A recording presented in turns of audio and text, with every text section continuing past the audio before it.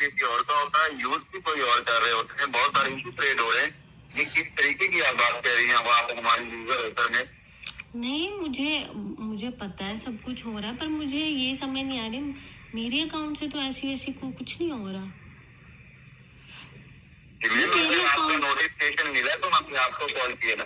जी ma'am, अगर आपका notification हमें मिला है तो हम आपको कॉल। अच्छा भैंस के दो, मैं इसको यहाँ पे ये पूछने लगी थी, तेरी बहन का कौन सा नोटिफिकेशन मिला है कुत्ते के बच्चे? तेरी बहन भाग गई है या तेरी माँ भाग गई है? कुत्ता हरामी।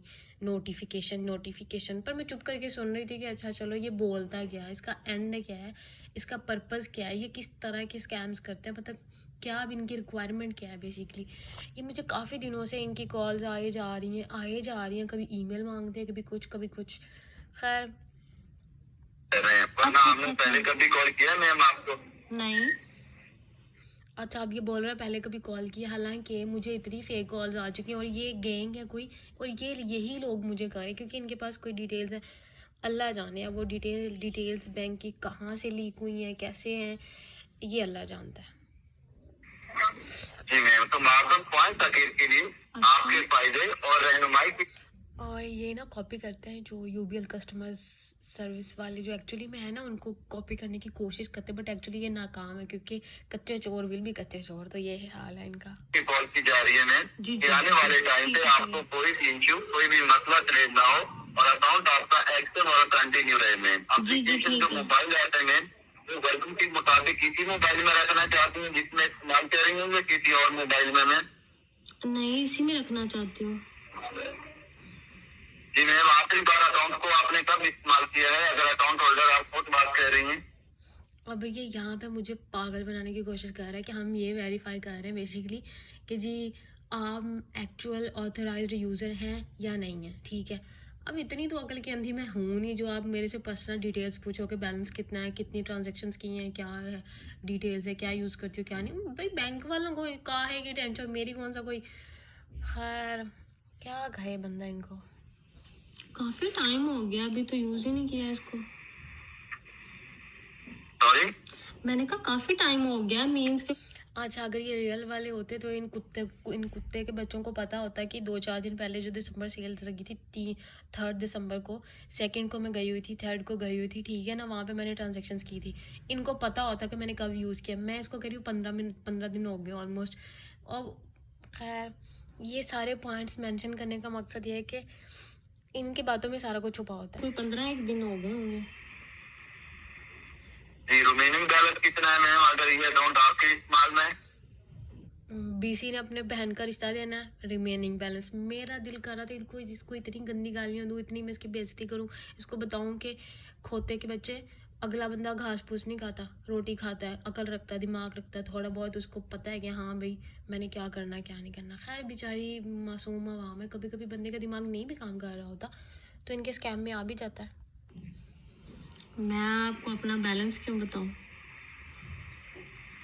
जी मैम, आप मुझे ये बताएं कि आपको अकाउंट का पता ही नहीं कि आखिरी बार कब आपका यूज इस्तेमाल हुआ है। ये कॉल मैम आपके फायदे और रहनुमाई के लिए की जा रही है मैम, कि आप अपना रिमेनिंग बैलेंस आपको नहीं पता होगा तो किसी और को पता होगा मैम। नहीं पता तो मुझे ही होना चाहिए।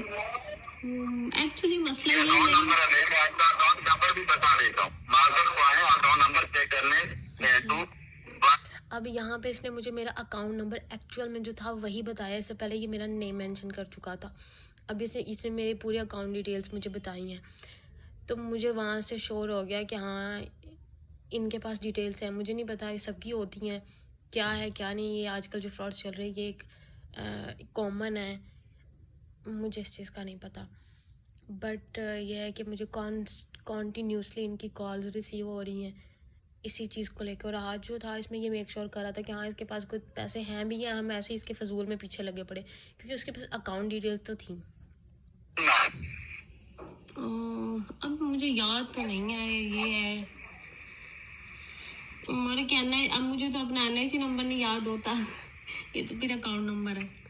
कोई नहीं, माजर है, आप हमारी यूजर नहीं है, आप हमारी कस्टमर है, कोई मसला नहीं है मैम इस चीज के लिए कि आपका बैलेंस लाखों में हजारों में, अगर आपको इतनी भी याद नहीं है मैम। अब यहाँ पे इसका एक्चुअल पॉइंट निकल के आ गया कि भाई पैसे कितने हैं इसके पास, फिर हम अपनी एनर्जी लगाए, फिर हम अपना टाइम वेस्ट करें, और अगर और अगर नहीं है तो फिर हम कॉल बंद कर दें। अच्छा, ये वेरिफिकेशन कर रहा था, तो फिर आप आगे जाके देखना कि इसकी वेरिफिकेशन कहाँ गई, क्यों नहीं की इसने वेरिफिकेशन, बंदर कहीं का। नहीं, लाखों में तो नहीं है, खैर हजारों में था।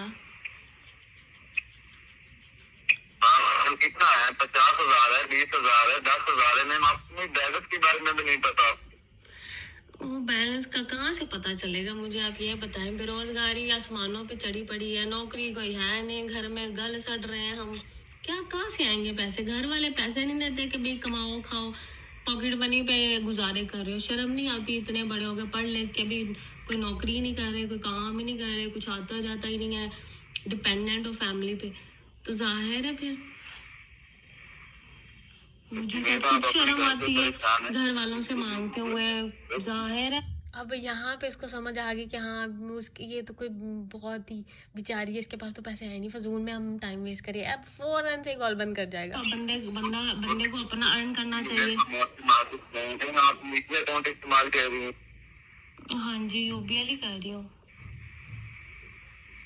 ठीक हो गया, मैं यूज करें इस्तेमाल कर। अब ये यहाँ पे मुझसे ये पूछ रहा था कि इसके अलावा अगर इसका कोई अकाउंट है तो मैं उसमें घुस जाऊँगा, मैं पता कर लूँगा, और उसके बाद फिर हम वो वाला फेक बैंकर बन के मैं कॉल करूँगा उस बैंक के लिए। मैंने कहती नहीं, मैं सिर्फ और सिर्फ यूबीएल ही यूज़ करती हूँ। हाँ जी, यूबीएल ही कर रही हूँ। ठीक हो गया, मैं यूज करें इस्तेमाल कर। भैंस की तुम, अब ये कहाँ चली गई? मतलब क्या वेरिफिकेशन ही नहीं की मेरी इन्होंने?